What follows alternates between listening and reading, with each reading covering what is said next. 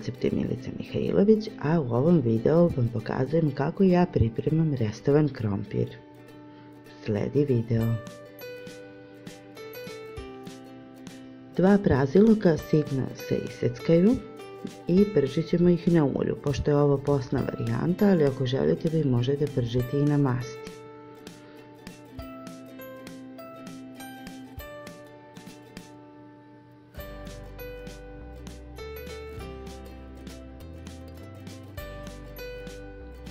Sada ćemo promešati, ako nije dovoljno ulja dodat ćemo još malo. U međuvremenu nam se kuva oko kilogram krompira u ljusci u drugoj šerpi.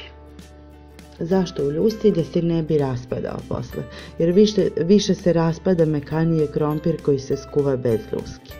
Naravno, kada kuvate krompir u ljusci, prvo ga dobro operite i posle toga, posle kuvanja se ljuska skine.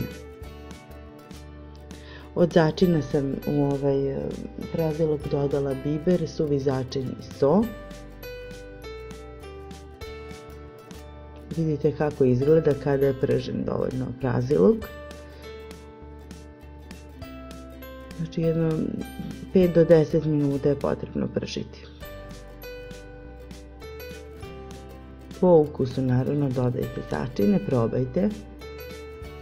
S tim što imajte u vidu da će tu doći krompir pa će malo razblažiti ukus, ali uvek možete da dodate još.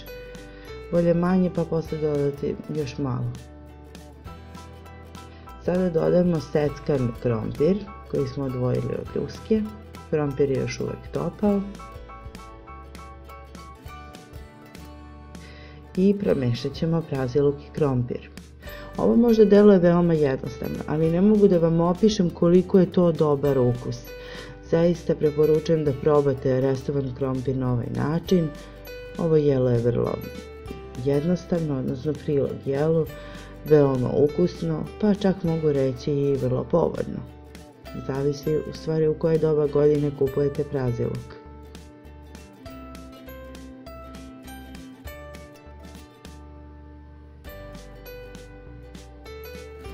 Praziluka što više, jer nije isti ukus ukoliko se stavi manje, prosto se osjeća da fali.